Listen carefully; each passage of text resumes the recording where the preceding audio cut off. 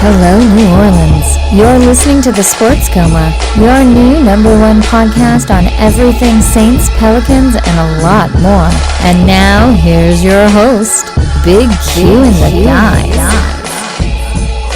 What's up, sports world? You're listening to Sports Coma with Big Q and the guys. Intense and entertaining sport talk on the Saints, the Pels, and a hell of a lot more. I'd like to welcome y'all. Thank y'all for joining us here on today's broadcast. And we're going to talk about a little bit of everything today. Most of this is Saints-laden show.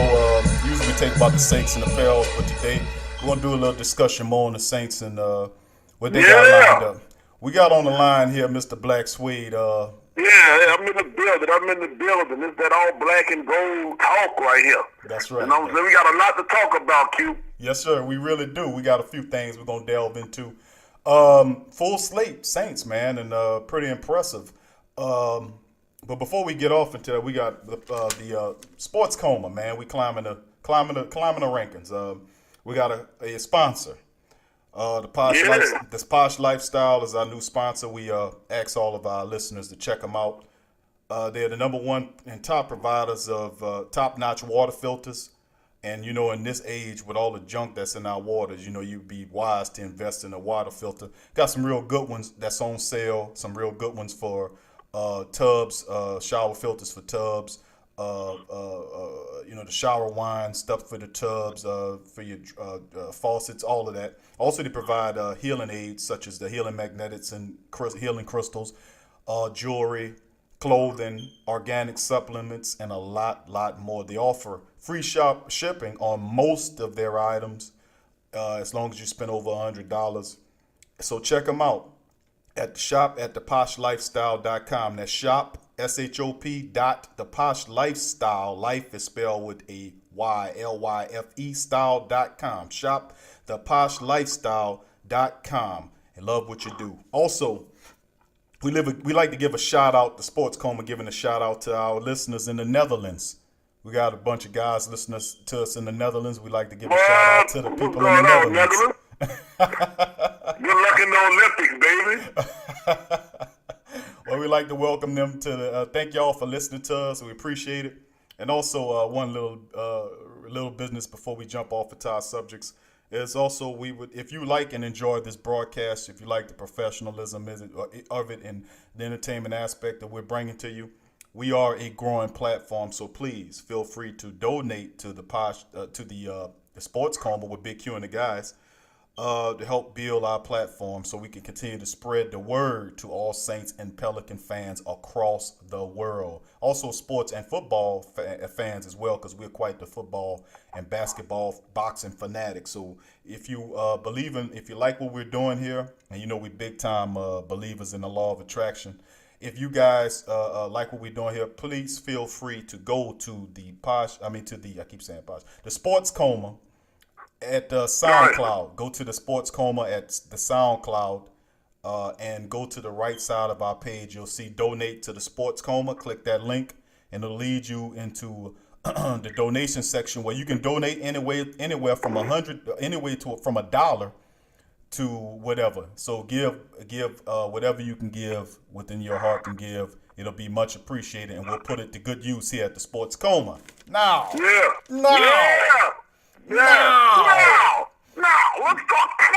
Let's talk football. Let's talk some football indeed. The Saints and Patriots, they have some things lined up. They have some joint practices. Of course, the Saints flew up there. You know, they got the game Thursday against the New England Patriots at 6:30. Yeah. And, they're going to be involved in the joint practice. Now, this is a standard thing the Saints been doing for the last 3 or 4 years. They'll scrimmage against the Patriots before they have the actual preseason matchup. I think it's a pretty good idea for that to happen because that'll give the guys a chance to see somebody else they can pummel besides knocking their own guys out. So, I mean... Right. And plus, being the New England Patriots are a top-notch team. Right. I agree with you. I think the Patriots they're a stellar team. They're one of the top teams. They were in the Super Bowl a couple years ago. They're always a contender as long as Tom Brady's been there. As long as Bill Belichick has continued to build and make that team strong, those two together, they're always a chance to go.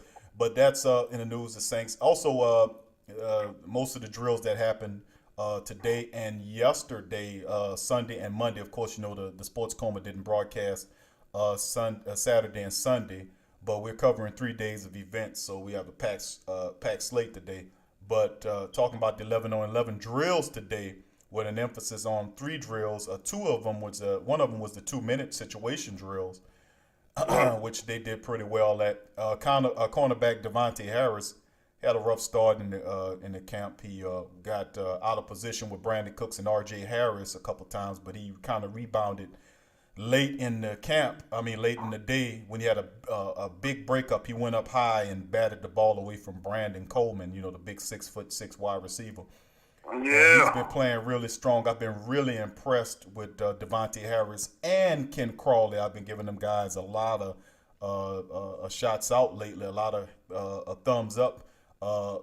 As far as you go, Suede, give me a guy, maybe 2 of them that you really like in camp that's really been showing you that they should crack this roster based upon the small service size that they've given us.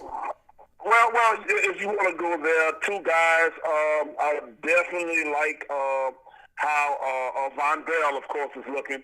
And, yes. Of course, I'm liking Michael Thomas. Yeah, so you know? Yeah, the 2 Ohio State guys, yeah. Yeah, I'm going with both of those guys.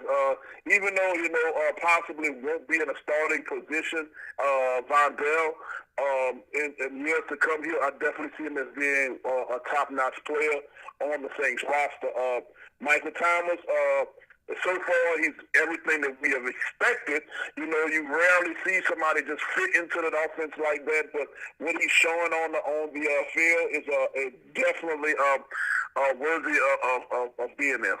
Right. Well, I agree with you. I think those 2 guys coming off a championship in Ohio State with Urban Meyer operating in that program, and Urban Meyer basically runs a pro-style situation there, and those guys are used to that success. They were high-volume playmakers for their team. Von Bell was a guy that played multiple positions. He was the starter. He was a safety out there. They moved him in to play cornerback in certain positions. Nickel back in certain positions. So he's a guy, a safety with cornerback speed, and he got a nose for the ball. I really like Von Bell. I think he's going to be something special. Jarvis Bird better watch his butt. That's all I can say. As far as Mike Thomas, I love Mike Thomas. We're gonna get into it a little later on in the broadcast. They had the Saints released an unofficial depth chart that we're gonna go over. We're gonna talk about a few of those things on it. We're gonna address that a little later on in the show. But long as Travaris Cadet on there, it's not a depth chart. Okay, let's go. And he's off. So Mike Thomas, to me, going back to Mike Thomas, I think Mike Thomas is really shown to be a strong camp. I think you have to really consider Mike Thomas as a strong guy as far as the sample serving that they've issued us to be the opposite starter, opposite of Brandon Cooks or Willie Snead in the slot. I think that'd probably be an ideal situation. He looks really. Those 4 Ohio State guys look really good. We're talking about a few camp notables. Left tackle Terrell Owens, in my opinion, he's probably the best offensive lineman we have. He's listed to come off that PUP list real soon, so he'll be activated. Maybe getting a little play in the preseason game against the Patriots. Might be able to see him a few snaps to see if he can get the rust off. He was on that on the injury list. On the PUP list, and the Saints didn't want to have any problem. Because I remember you talking about Ibabali. Yes. Ibabali was taking that left side. So, do you? Oh no, the left tackle. Pete was taking that left tackle. I'm sorry, it gets hot these days in New Orleans. Right. Andrews Pete was taking that. So, with Armstead coming back, he'll be replacing Pete, right? Yes, sir. Okay, all right, just making sure. Well, that's been a theme here. We've been pushing that for a while. That if there were any problems, anything that looked kind of amiss in the Saints matrix, it's the offensive line. It's been a lot of moving parts, to say the least. With Armstead coming back, that moves Andrews Pete to what I believe will probably put him back at the right guard position. Right. For whatever reason.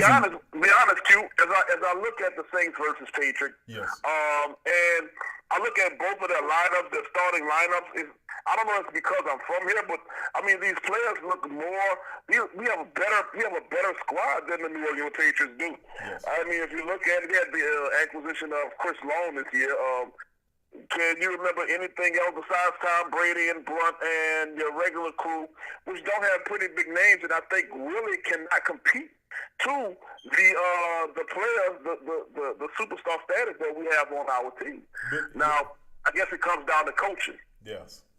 I think you make a valid point because the New England Patriots this year didn't make a huge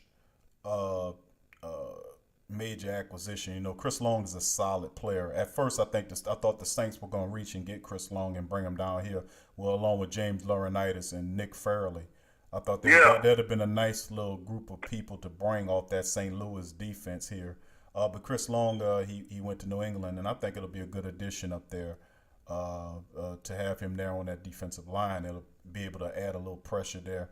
They made a couple of trades. They traded Chandler Jones to the Arizona Cardinals, and then got an offensive lineman there to kind of help beef up the offensive line. So I think Bill Belichick does what Bill Belichick does. He does enough to make his team competitive, and I can't really cheating everything. All right. Bill Belichick does. Right. He does. He does everything that he needs to do to kind of keep that team competitive. But yes, I think it's going to be a competitive game between them. Tom Brady, of course, is the centerpiece of the Patriots world. He's not. I don't know if he'll play or not, but we know. Now, hold on. I'm sorry to cut you off, Q, but I heard this rumor, and I read it online more than once, and it was like from some reliable sources. Uh-huh. And it was that Tom Brady was talking to Wes Welker, and he was talking to Randy Moss. Hey, man, they want to ask them for help. Maybe not help on the field as far as playing on the field, but maybe as far as a receiving coach or something or rather. But he was talking to those guys. Well, I mean, you can't go wrong. Randy Moss, to me, one of the most explosive and game-changing wide receivers in a while. But he's like 53. Right, but I think Randy's, if I'm not mistaken, he took a job on the desk. He's doing a little sports commentating now. So, but at any given time, some of those guys think they still have it. They like to jump off the desk and go and try to jump on the field, but. In any coaching capacity, I wouldn't be mad at them having 2 steps, which will probably still make him kind of better than, less than half of the receivers in the league. True, but I just don't think that's viable. I think Randy probably is might as well sit down, let his years go by so he can get that gold blazer, that brown blazer, that yellow blazer that Brett Favre got this a few days ago. He got his Hall of Fame jacket, well deserved. But like I said, speaking of that, sir, remind you something I have to say about the Hall of Fame after this broadcast. No, we can address it now. That's one of the issues we're going to talk about, the Hall of Fame field that we got from here, from the Tom Benson field that came from the Superdome. That's unplayable. Is that what you want to talk about? No, actually, mine was pretty much kind of controversial, sir. And I wanted to talk about the reason of Terrell Owens not being in the Hall of Fame and Brett Favre getting his nod. They say the reason because of Terrell Owens not getting into the Hall of Fame was because of his bad behavior off the field. At the same time, you're talking about Brett Favre, who was accused of some sexual misconduct toward a female over a phone, sending pictures showing his Packers, his Green Bay Packers. You also have incident with Brett Favre overdosing in a duplicate Vicodin pills. Right. Okay. Right. But you got. Hey, Sweet. I'll tell you what. You got a lot to say, man. We hold that thought. We're gonna be about to go into break. When we come back, we're gonna pick up your points. We're gonna roll by that. We're gonna talk about that. We're gonna address that, and also other news. Lance Moore retires. Camp notable. More camp notable news. Devin Breaux and his teammate P.J. Williams and the likes. We're gonna recap the Drew Brees weekend, the terrible weekend that some said was the worst And we're going to get into it all. Controversial when we get back on the Sports Coma. Winter is gone, so spring on over to We've Got It, your low-price, high-class leader. That's right, come in now and take advantage of our everyday bundle deals on any 3 bundles. 12 to 16 inches, $130. 18 to 22 inches, $155. And 24 to 30 inches, $185. We've Got It. 495 Voters Road in Slidell. 985-445-1400. That's 985-445-1400.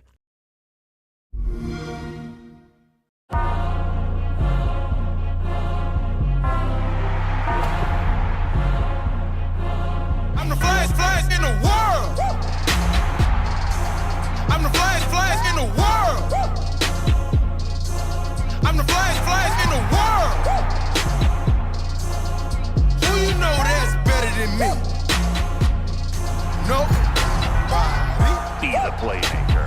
Madden NFL 16. Game not yet rated.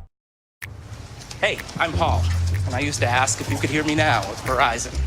Not anymore. I'm with Sprint now, because guess what? It's 2016 and every network is great. In fact, Sprint's reliability is now within 1% of Verizon. And Sprint saves you 50% on most Verizon, AT&T, and T-Mobile rates. So I switched to Sprint, and millions more have too. Can you hear that? Don't let a 1% difference cost you twice as much.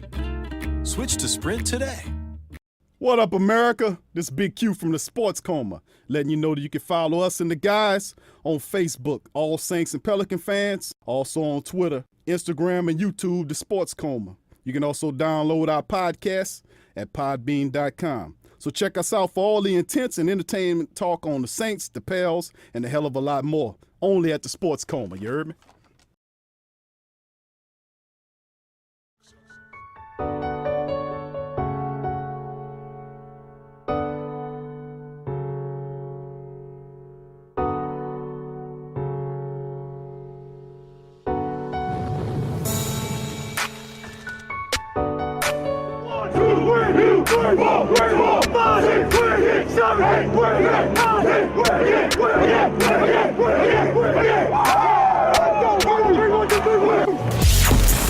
Get ready, New Orleans. It's time for the Sports Coma with Big Q and the guys, telling you everything you need to know about the Saints, Pelicans, and a whole lot more. I ain't gonna say it no more. Welcome back. Rapping with the Sports Coma with Big Q and the guys. We was covering some interesting topics. Right before we went on break, Swade was covering the topic dealing with the Hall of Fame. Before we go back to let Swade get back into his point, a few little news. Lance Moore retired after 10 years from the Atlanta Falcons. He signed with the Falcons. Then shortly thereafter, a couple of days later, he released released the news that he. Can you blame him? Well, he seen something that they ain't like. Right. Anyway, he cut out the business 10 years. That's pretty good for a pro wide receiver. Lance Moore was very productive with New Orleans. I mean, he was a excellent wide receiver down here. We love Lance Moore. Thanks, Lance. We thank you, Lance Moore. Thanks for all the great catches and all the exciting times. The finger pointing, the little moves you used to make. You one of my all-time favorite. On his back to get a two-point conversion in the Super Bowl? Yes, in the Super Bowl. Big plays, and a lot of memories. Lance Moore, we love you. Thank you, buddy, for 10 awesome years. Not all 10 years. He did go to Detroit for a little bit, but the majority of his meaningful career was as a Saint, and we like to issue the Sports Coma and the guy, Big Q and the guys would like to give a big salute to Lance Moore. So we appreciate that. All right, Lance, for sure. Also, you know when something smells stink. Get out of there. And speaking of stink, another news, we got a Saints cut move. Hakeem Hicks, who was picked up. He was picked up. He got the hatchet, man. Sean Payton gave him the hatchet, cut him off, and they released him after a week or so. He didn't impress in camp. A lot of the younger wide receivers looked at a lot better than the Hakeem Hicks, as he has to move on to his next team to see if he can catch a break to get in the league. So you never know when injuries. Hakeem, hang around, buddy. Don't lose faith. You never know when injuries. You might be back. And the Saints signed lone snapper Chris Highland to replace him. But let's go. I wonder how bad does it feel as a wide receiver, and it used to be as a promising top receiver, Yes. you know, to get cut and then your team that just cut you signs a long snapper. Like that would hurt me, dude. That would hurt me. Offensive play. Well, you know, it's crazy how the league works, but like I said, I've seen situations when things like that happen, and the wide receiver hang close, and some injuries occurred, and he's back on the team. So, you know, we wish the best for Hakeem Hicks. Hopefully, he'll get another opportunity with an NFL franchise. If injuries occur with us, hopefully we'll be able to get him, because I still think he's a quality wide receiver that can contribute. But switching gears, we're gonna go back. Maybe he can resign it. Maybe he could resign as kicker. No. Yeah. No, I don't think so. But let's go back to your original topic you was talking about, Sway, before we cut into the break. You were making mention of making some comments about the Hall of Fame, Terrell Owens versus Brett Favre. Could you please continue your point, please, sir? Yeah, it was just the fact that, you know, Brett Favre made it in, which they both deserve. Don't get me wrong, they both deserve to be in the Hall of Fame because these are two outstanding players. But don't give a reason that Terrell Owens is not in there this year because of his actions out off the field, when Brett Favre had the same, if not the worst, actions off the field. You don't like Terrell Owens because he was doing sit-ups in his driveway, but yet you put somebody in there who had drug addiction. You know, it doesn't. Don't get me wrong, I'm not fooled either that Brett Favre is the John Madden, Golden Boy, mud dirt boy of the NFL that they just love. You know, but at the same time, let's look at this thing fairly. Okay? Mm-hmm. And that's all I'm saying. Okay, valid point. I like, personally... And I'm sorry, one more thing, sir. And if you look at statistics of these two players, Terrell Owens is the Brett Favre of wide receivers. His numbers are up there the same way Brett Favre's up there in passing. The only thing that is missing is Super Bowl rings. Right. Well, I mean, I've watched, like I said, you know, I've watched a lot of both of those guys. Brett Favre, early on from his Atlanta days into his days with Green Bay, into his days with Minnesota, into his days with the Jets. So, you know, we followed him. And Terrell Owens the same way, his days with the 49ers, to the Cowboys, to the Eagles, to the Buffalo, Cincinnati, then out the league. So, I mean, Terrell Owens was a phenomenal talent. You know, he was addressing Brett Favre first. I think Brett Favre was one of the most, you know, he's one of the most exciting wide receivers you've seen in a long, quarterback in a long time. He came out, he slung that sucker around. He had a gun for an arm. He never lost that gun either. You know, accuracy was one of his things. And I remember watching interviews with some of his wide receivers like Robert Brown and Donald Driver and Antonio Freeman.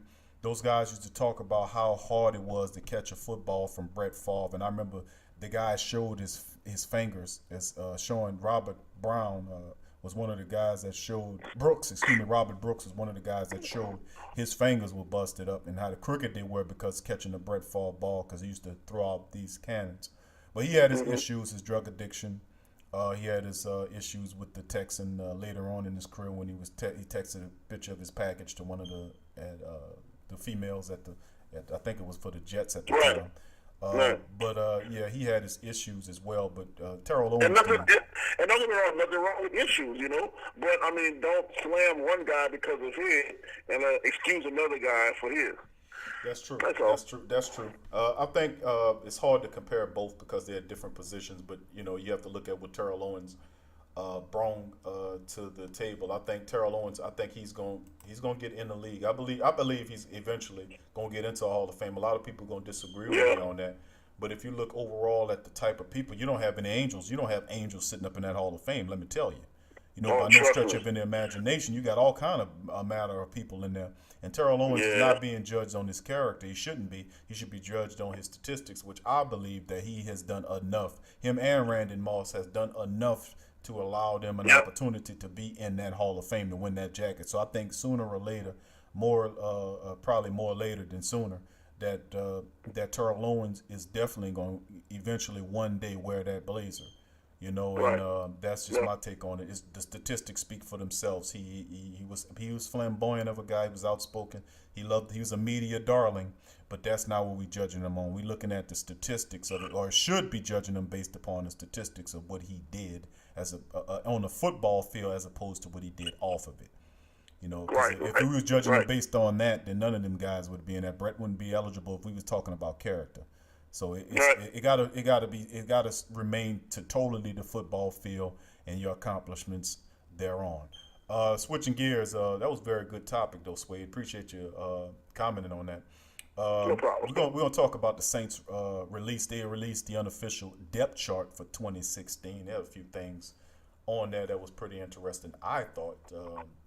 I looked at the unofficial depth chart. I see a few things, particularly what stood out to me on the defensive side of the ball, because of course when you talk about New Orleans, the only thing that matters to us, we know the offense is going to be a top 1, 2, or 3.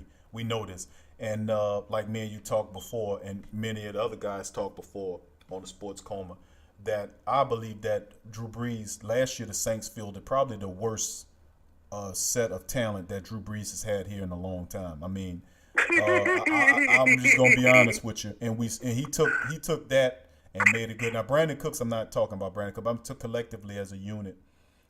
People the weapons that he had. You gave him Willie Snead, a guy you didn't know what Willie Snead was going to bring, but Willie Snead was out there. He did well for the Saints. Don't get me wrong. But prior to that, Willie Snead didn't have a home in NFL team. He was a guy that was kind of moving around before he proved himself last year. But you had Willie, who was an undrafted guy. Nobody knew what he was going to do. You had Brandon Coleman, who just can't seem to get it together. Then you had Marcus Colston, who was coming off that injury year, and Marcus Colston. The giraffe. He was coming down, and Marcus Colston, by no stretch of the imagination. I love Marcus Colston, don't get me wrong, but he couldn't catch a cold last year. So I mean, it was tough, and you had deteriorated talent. And Ben Watson, I think Ben Watson is a serviceable tight end, but if you got Ben Watson as your starting tight end, you got issues. Ben Watson at this stage of his career shouldn't be anybody's starting tight end, but maybe a mentor. He had his best year last year. Probably will be the only year that I don't perceive he'll be catching 70-something plus balls for the Baltimore Ravens next year, barring major injury to some of the other tight ends on that team. But as far as the weapons Drew Brees was given last year, oh man, he took that and still produced the #1 offense. So hey, guess what? You give him Mike Thomas. You give him Mike Thomas. You give them all these other phenomenal talent that you got there around them. Where the maturation, hopefully the maturation of Brandon Coleman, the $53 million man, Kobe Fleener, who will occupy the tight end position. That should be an upgrade. Big boy might hear you. Yeah, big boy in DC. DC is a major opponent of Kobe Fleener. But that was stood out to me, the offense. But the defense, speaking of which, was the thing that I was more concerned about at looking at the depth chart. And they had at left end Kasim Edebali as ahead of Gowachim on the depth chart. And I really thought Gowachim probably was the guy that had it. But Edebali has really stepped up and moved ahead. Him and Tyler Davison, to me, over John Jenkins. So them a couple of things on the defensive side of the ball that really kind of surprised me. What's your take on that comment about any surprises to you on that unofficial depth chart that you see? Well, as I look at the depth chart, I mean, it looks like everybody's in order. You have I can never pronounce Iguodala. You never pronounce his name correctly, but you have him there starting at the left end, which you know Armstead is going to take that spot. Yes. Why am I keep saying Armstead is going to take the spot? I'm sorry. You're right, though. Armstead is going to take the left tackle position. So that's his position. Armstead is going to take the left tackle, but there's nowhere around Iguodala. So everything looks in place, sir. Everything looks in place and ready to go. And if you look at it, if I was playing Madden football and I looked at this, I'll be ready to go into my season. Yeah. The only thing is kind of sloppy about it is that I see Travaris Cadet at number 5. I see him as the 5th running back. He should not be on there at all. Okay? Of course. I see him as a kick returner and a punt returner. Number 1 over Marcus Murphy. I'm sorry. Well, that is ridiculous. Well, look, Sway, we're gonna cover that when we get back, because I know you got a lot to say about that. We're gonna talk about a little bit more of this unofficial depth chart when the Sports Coma with Big Q and the guys return after the break. Nah, man. I'm not retiring. I'll still break that old man's ankles. I'm still gonna knock down turnaround jumpers all day. That ain't changing. Man, I drop threes on them all night long. All night. All night. I'll drain threes on you all night. Man, I dropped 82 on you. I've been Kobe for like 14 years. I've been him for 16 years. I won like 15 championships. I've been Kobe for as long as I can remember. Dude, you're 8. Nah, man, I'm not retiring. I hate Kobe Bryant. I love that Mamba face. I hate that Mamba face. I'll dunk on fools. I'll still hate Kobe Bryant. I'm still gonna hate him. He's not done. This doesn't change a thing. I am Kobe. I am Kobe. I am Kobe Bryant. I'll still be Kobe Bryant.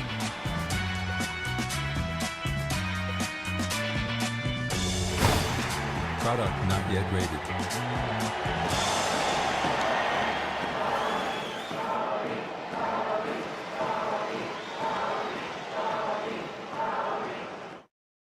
The 6, Raptors, Diamond, Key, New Ride, Old Ride, Bad Times, Good Times, Young Money, New Money, OVO, 29, 29, 29, Best I Ever Had, Worst Behavior, Old Crib, New Crib, October, Sound, Festival, Album Time Again, or Acting Time Again, My Friend, My Friends, Younger Me, Older Me, Me as Manny, Me as Jimmy, Me as Drake. What up, America? This Big Q from the Sports Coma, letting you know that you can follow us and the guys on Facebook, all Saints and Pelican fans, also on Twitter, Instagram, and YouTube, the Sports Coma. You can also download our podcast at podbean.com. So check us out for all the intense and entertainment talk on the Saints, the Pels, and a hell of a lot more, only at the Sports Coma, you heard me?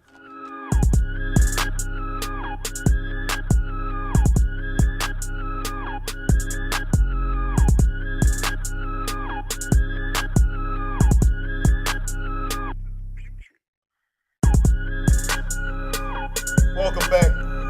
Going into our third segment on Sports Coma with Big Q and the guys. I can't believe it. This is putrid. What you got, Sweet? This is ridiculous. Man, I just don't understand, man. I'm getting nauseous as I look at it, like Travaris Cadet, man. This guy's number 5. You know what I'm gonna do after we get off this broadcast, man? Which I'm pretty sure Daniel Lasco, right? Good boy. Right? He's gonna eventually take Travaris Cadet's 5th spot, okay?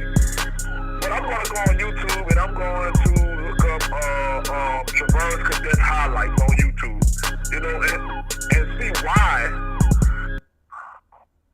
and how. You know, I guess hard work and dedication does pay off. You know what I'm saying? A lot of people might agree with you, Sway, because the running back position, people believe that he's going to, and I agree with them that I think the Saints are going to carry 5 running backs on. Actually, I think they probably cover the same amount. But running backs, 5 of them, with Mark Ingram being the top second string behind Tower, followed by C.J. Spiller, Marcus Murphy, and Daniel Lasco, which leaves Travaris Cadet. And, Hold on, brother. So a lot of people believe that he is a guy definitely on the bubble, bearing injury. You know, you never know. That's not what I was about to tell you, brother. Mm-hmm. Mark Ingram, Hightower, Marcus Murphy, C.J. Spiller. They all have that injury term label, no doubt about it. Mark Ingram was a guy that just couldn't get it together early in his career. He still suffered with injuries for the last 2 seasons. True. Tim Hightower came back off of a career. He didn't play for 2 or 3 years because of a serious injury, which he had to come back from. C.J. Spiller, we know his deal. He hasn't been healthy for the last few years. You look at Daniel Lasco, he was hurt in college, which made his numbers drop for him to be a 7th-round draft pick when he was the MVP of his team at Cal when he had the number 1 ranked quarterback this year, St. Louis picked up. So, I mean, who's now Los Angeles picked up. So, Marcus Murphy has some problems too. Right, my but, question you got a lot of injury labels there. Why is Marcus Murphy number 3 and Spiller's number 4? Well, this is an unofficial depth chart, so you know that, it is. Right, It is. so It we is. can debate, whether or not why they're there. But like I said, we know about the money. The money tells you, where these guys are going to fall. I think C.J. Spiller is more of a situational back. They see him as. We're gonna hit you with Mark Ingram and pound you with Hightower. They're basically the same running back. And Right. C.J. I Spiller. was just putting it out there, like I said last broadcast. The future Sproles. Right. Well, Just put it out there. Just put it out there. Well, we see. It's a few things that I see a bit tied to the running back position. If you look at the fullback position, John Kuhn, the former 10-year pro out of Green Bay, is slotted as the first overall guy. Austin Johnson suffered an injury, and they got Sayon Homer, undrafted guy there at fullback. But John Kuhn, to me, man, I mean, if you bring in John Kuhn here, that means you planning on doing some damage, baby. because I've seen John Kuhn make holes where there wasn't any holes. So I mean, he's that kind of running back. So I'm excited. You give Mark Ingram a real running fullback like John Kuhn, and allow him and Hightower to get some work done. So I mean, that's going to be real exciting to see that happen. To see the Saints actually dedicated to running the ball and playing defense. That's I'm pretty excited about that. Right, that's hard nosed football. That's that's it. That's the championship. Well, we hope so. But let's take a look at some of these players. Covering the rest of the depth chart. I know that some of these players on the defensive side of the ball, like Davonte Harris and Ken Crawley, both of those guys had a couple interceptions off of Drew Brees this past weekend. Nick Fairley has been having a dominant camp. This whole camp, he's been dominating guys, making Lolito look like he's on skates. I mean, it's just amazing, man. And there was an article on Nick Fairley. He said in the news how he feels that he feels rejuvenated, that he feels that he's happy he's home, that he was a Saints fan growing up in Alabama.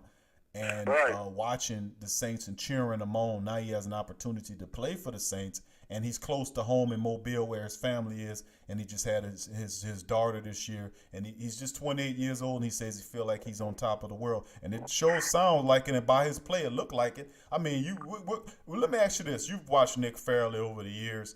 What do you think Nick Fairley is gonna this year with all this good stuff going around? Are we gonna get that Nick Fairley, that Auburn Nick Fairley, that first couple of years Detroit Nick Fairley? Right. You know what? It's some players, man, they come to the Saints and they're top-notch players. They come to the Saints and they suck. All right? And then there's some players recently, since the Drew Brees era, because I call it the Drew Brees era, they come here and they shine and they explode. And if a player's going to tell you that I'm coming here and I'm going to explode, he's going to explode. And you know how Nick Fairley explodes. You know how he does what he does, man. And that excitement of the birth of the child, just being in a new area and being able to start all over again, I know that feeling. He's going to do something real bad, man. I mean, bad, not bad meaning bad, but bad meaning good. Yes, that's one of your favorite lyrics. I agree with you. I think Nick Fairley, man, in this environment, being a Southern guy, growing up watching the Saints play, being Saints fans, he has the opportunity. He certainly has the skill set, but he has an opportunity to really be one of the most dominant defensive tackles the Saints ever had. I mean, some of the best guys that come to mind when in New Orleans, guys, the top fields. My favorite is Wayne Martin. You got Leroy Glover and Norman Hand and even on a lesser degree, Hollis Thomas. You had a lot of really good defensive tackles that played down here. That really has some excellent. Jim Wilkes was another fantastic tackle. Well, right, he's kind of a little further down the scale, but yeah, you got to throw Pig Golf and underneath Hollis Thomas. But what I'm saying is, Nick Fairley has the potential to really be one of the best and dominating defensive tackles and a mainstay on that defense that the Saints have had in some time. What's your take on that? Of course, yeah. I mean, whatever you just said, all that you just said, I definitely agree with it, man. Nick Favre is going to be on. You know, I like you gave the whole example of when they are from here. It's nothing like being in that dome. It's nothing like being from the city and then showing out in front of all your people. Let me tell you something. You might have watched a lot of games in different places where you were in San Fran or Green Bay or Miami or whatever, or New York or whatever. But let me tell you something. When you go to the Superdome on Sunday and the Saints are playing, man, it is unlike any other environment that you will ever be in. I mean, it is awesome. And the fans, the team feeds the fans, and I mean the fans are it's just awesome, man. We have some of the best and awesome. I'm not taking away from your team, but obviously you listen to this broadcast, you're a Saints fan. So, I mean, you know what it is and how it is to be a Saints fan, man, and to be in that dome. And it is unlike any other experience that you'll experience in your life. Right. And I'm with you 110% on that one. So, Nick Favre is going to take all that energy from this dome, and he's about to make it happen, without a doubt. Without a doubt. I'm excited about this linebacking core, man. Oh, it's beautiful. I'm excited about the safeties, the corners. Like I told you last broadcast, I'm so excited about this defense. Yes. Come Thursday, I know he's going to probably let him play for a quarter. But for one quarter, I'm looking forward to. Yeah, I'm hoping Sean Payton extend more opportunities to kind of see what that defense is made of. I don't know if they'll be able to throw a lot of usually in the practices they do a lot of vanilla things and not show their hand during preseason. You know, they just do a few things and not give the game plan away until the regular season opens up. But I hope they give the defense. I want to say this too, kid, if you don't mind, brother. No, go ahead. One competition in training camp now that I am now looking forward to, and I think you made an announcement of it earlier. I am now looking at this Chris Highland competing with Justin Brescia for long snapper. This is awesome right here. This is our box. This is entertainment at its finest. Okay.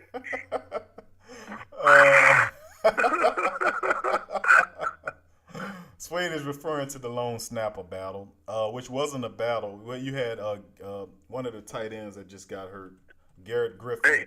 Garrett Griffin got hurt. So when they released Hakeem Hicks, they signed lone snapper Chris Highland to compete with Justin Drescher, who's been on the team for some time at the lone snapper position, which is a very important position when you are trying to win the game. Right. With a field goal, which is very even more important position. Yes, kicker. The kicker. Yes. Okay. That's all I said. Well, I just know. You have two of those guys. We haven't really talked to special teams. So I know what you made reference to to Kai Forbath and Connor Barth. So I mean, are you talking about Connor Barth? Barth, yes, Connor Barth. Connor Barth and Kai Forbath. Not really household names. But hopefully one of these veteran guys can step in and provide some stability at the kicking position, because Sean Payton seems to can't. He can evaluate a lot of the positions on the team, but the kicker is not one of them. He kicks it far right or left. He can't nail it with the kickers. Let's just be honest with you. But outside of that, let's address some of the other tackle positions that other players that's really having dominant camps. Besides, I mentioned two guys early, Davonte Harris and Ken Crawley, the two undrafted cornerbacks. Tyler Davison is another dude, and Big Boy would really love to hear that. I know he's somewhere listening to it, throwing his thumb up. That Tyler Davison really is having a dominant camp. He looks good. He is really you can tell his maturation process is ongoing. He looks to every part of starting that other defensive tackle based on what they do with Sheldon Rankins. But Tyler Davison is really making a strong case to be a guy that starts opposite of Nick Fairley. And, of course, you mentioned this other guy early, Von Bell. I can't talk more about Von Bell. I think Von Bell is a guy that's on Jerry's Bird's heels. And Jerry's Bird has to stay healthy, and he has to have a quality season to keep that job, because I believe they're going to give Von Bell opportunity to take it from him. It's just only a matter of time. So we're about to go off into the commercial break. We're going to come back. We're going to talk a few more things in our last segment dealing with the Saints. Yes, we are. We're going to cover Drew Brees had one of his worst camps ever. That's And also what Devin Breaux said about cornerback P.J. Williams. We'll talk about it. We'll talk about it on the other side of the break. You're listening to Sports Coma with Big Q and the guys.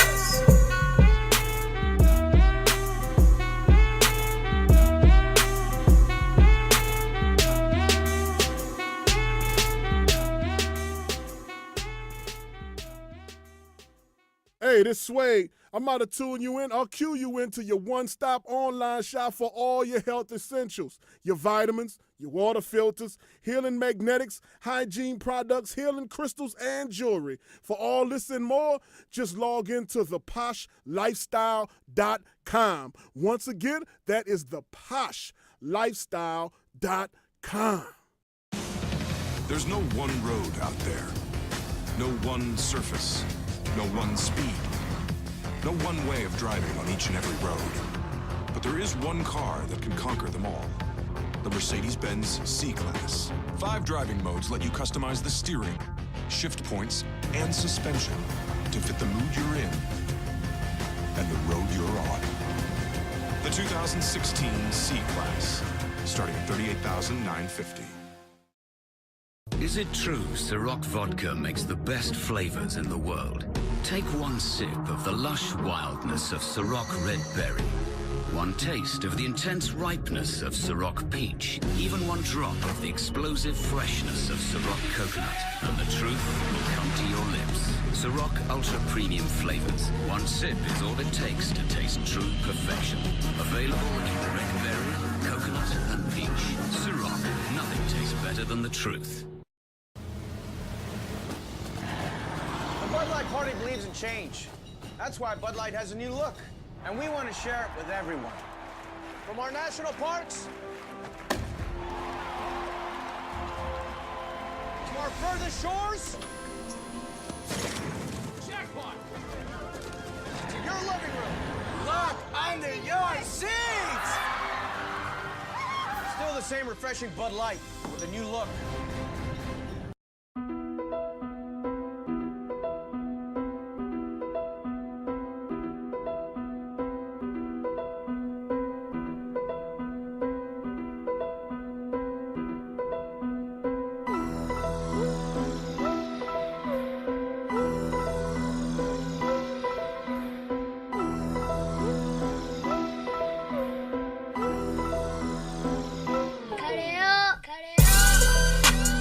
Welcome back to Sports Coma with Big Q and the guys. Going into our final segment. And to talk about the Terrell Owens deal, recapping that.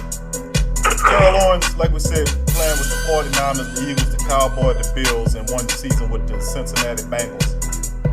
I think this year was loaded with wide receivers, but next year could be Terrell Owens' year to get into camp, just to be honest with you. You had great wide receivers this year, like Marvin Harrison got in it. But if you look at Terrell Owens' numbers, let's analyze it. Just talking about that comment I made earlier, just to reinforce our points. Is that if you look at what Terrell Owens' 15-year career, he was a 6-time Pro Bowler. He racked up 1,000 catches, 1,078 catches for 15,934 yards.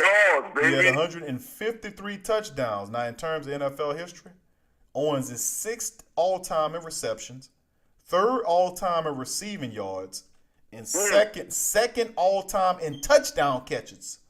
Second all-time in touchdowns. Now let's sit. I'm not in the Hall of Fame? gonna reiterate that if some people's reverse buttons are stuck, you don't have to. I will say it for you one more time. He's 6th all-time in receptions, 3rd all-time in receiving yards, and 2nd all-time in touchdown catches.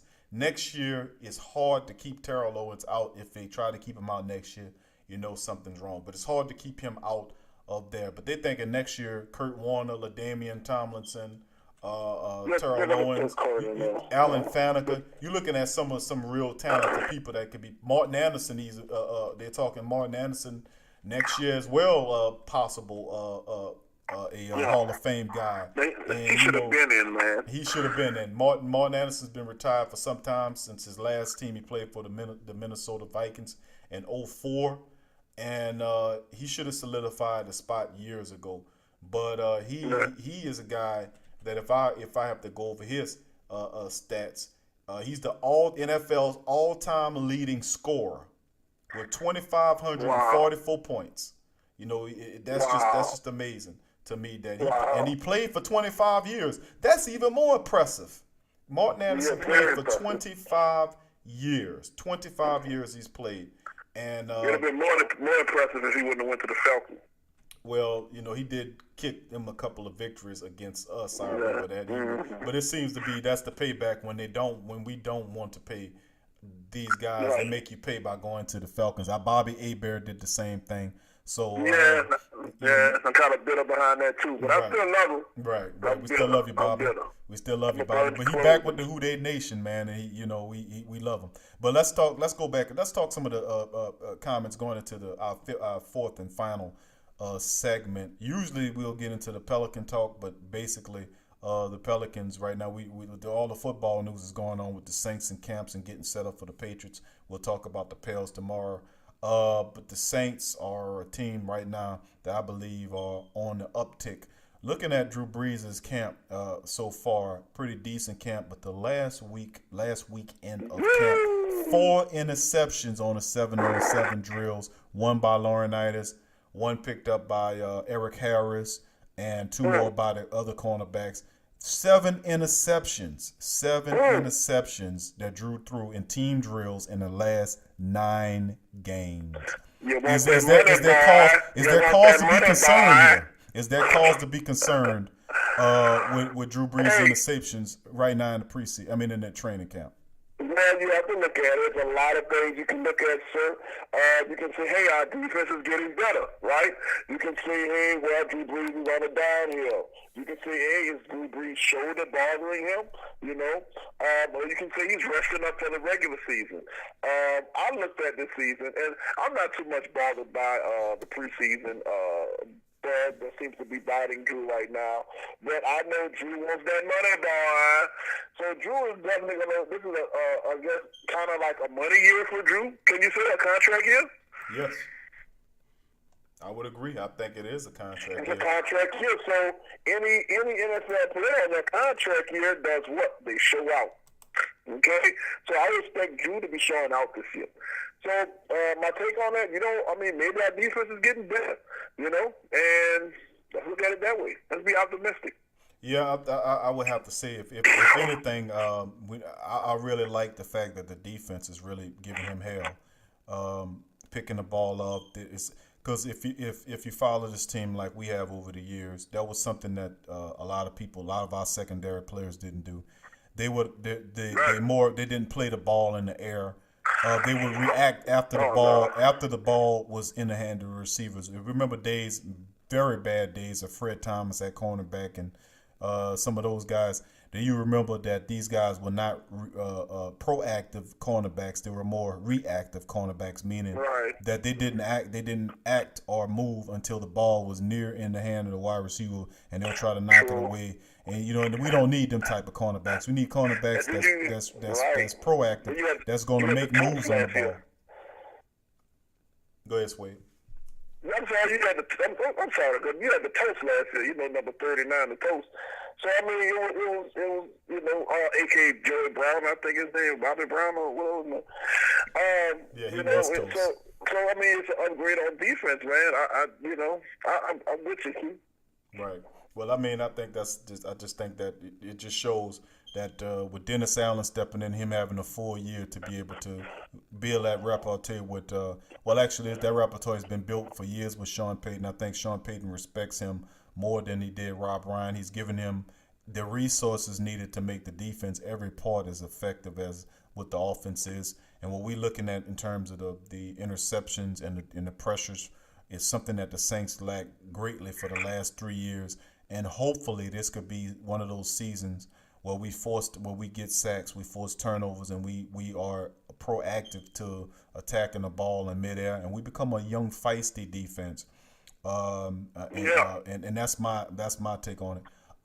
Devin Breaux made some very bold statement. Devin Breaux made some real powerful broad statements about cornerback P.J. Williams. P.J. in his second year out of Florida State. He was a third-round draft pick for the Saints last year. 6-foot cornerback. He's a guy that he's hands-on, physical, got good speed. Devin Breaux said that he will shock the world. That P.J. Williams will shock the world. What's your take on P.J. Williams? Devin Breaux's comment on P.J. Williams? Hey, you know what? Either that's his homeboy, and he's just gonna vouch for his homeboy, you know. But I take Devin Breaux's word. Like I say, I respect Devin Breaux to the fullest to come back from what he's come from, and I don't think he's just gonna put anybody on his name like that. That he's worked hard to build back up. Right. If Devin Breaux says PJ is peanut butter jelly gonna shock the world, then by doggone the peanut butter jelly go shock the world. Well, he do look like he is staged for it. I mean, the Saints took him last year high. I mean, in the draft with a third-round pick. And to be honest with you, like I said, some scouts had P.J. Williams going as high as the second round because of his ability. Remember, he was the he was the MVP in the championship win a few years ago with Florida State. He had a lot of high aspirations. Him coming out, but he had a couple of off-field issues that dropped his stock, and the Saints feel like they got a quality player that fell right to him. And trust me, P.J. Williams, if Keenan Lewis is not ready, to me, I think P.J. Williams will be a guy that'd be able to step in and really make some things happen. So, that's my take on it, dealing with P.J. Williams. Let's talk about our wide receivers. Let's get into it. Talk about our little wide receiver here. Lil Lewis, the little kicker, Tommy Lee Lewis. There was there's a news report that came out about Tommy Lee that Bill Parcells, believe it or not, who's friends with Lewis's high school coach, vouched for him. Jacob Brissett, the former North Carolina State quarterback, selected by New England in the third round this year. So he vouched for him. Bill Parcells spoke up and told Sean Payton about 5'7" Tommy Lee Lewis, and Bill Parcells is Sean Payton's mentor. He sent him a quality player. How real are the prospects for Tommy Lee Lewis to crack the wide receiver position? That's a good question, man. It's a pretty deep roster because he has to go through Coleman, he has to go through Cooks, he has to go through Thomas and Snead. Those are the four main ones that he's looking at. He can come in at possibly the fifth, but it's going to be close. It's going to be what he can do. It's going to be what he can do this season and what he can show us. Right. And then I will determine that. But he has a huge mountain to climb. Yes, he has a huge mountain to climb, sir. Yeah, he got a lot of. Well, it made it easy with them losing Hakeem Hicks today. That kind of made it easy for him. Right. But if anything, he'll probably have an ability to catch on the roster spot as on the special teams. Maybe they keep him to work aside Marcus Murphy. But really, people believe the battle between him and Marcus Murphy. He might be able to get a roster spot. I think a guy with that talent, you might be able to find a position for him. It's going to be tight. Sure. It'll be interesting. Also, you can also look at Brandon Coleman. What is Brandon Coleman going to do this year? Yeah. And maybe if Brandon Coleman doesn't do what we expect him to do, then that leaves room for Mr. Tommy Lee. But it wouldn't be good to have two short wide receivers on your ends. Right. Well, he could definitely be a compliment to Brandon Cooks. Some say he's as quick as Brandon Cooks. Very, very elusive, very quick. But I think anytime Bill Parcells is involved with Sean Payton, he's gonna keep his ears open to being that as his mentor. But that's to me, I think it's a good problem to have more talent than less talent, no doubt about it. Yeah, definitely. All right, well, that's our take. That's the show today. That's the show. Before we go, I'd like to give a shout out and once again to the Posh Lifestyle. Please go check them out at the Posh Lifestyle shop, theposhlifestyle.com. That's shop theposhlifestyle.com. And check out the water filters. Check out the healing crystals, the jewelry, and everything. Please support them. Also, donate to us. Like I said earlier, you can go to our SoundCloud page at the Sports Coma Big Pure and the Guys. Look for the donate link. Click on it and make a donation, please, to our platform so we can continue to build and send you this excellent Saint news. I'd like to thank our partner Blaxuede for stopping in today. One of the guys, one of the best guys. We appreciate you, sir. I got one more thing, you know. Dealing with Lance Moore, man, you know, you have a player who goes to a team's practice, you know. Hey, he wants to actually play for him, you know, but I guess the first day of practice, you know, situations that happen afterwards in the locker room and showers just makes you say, I can't be here no more. All right, thank you. Y'all have a blessed day. Continue to listen to us at the, you can pick us up at the SoundCloud, the Sports Coma. Share us our broadcast. Tell friends, family, neighbors. Put them on us, please. Help us spread our word. Spreading Saints and Pelican joy across the world. Thank you and have a blessed night.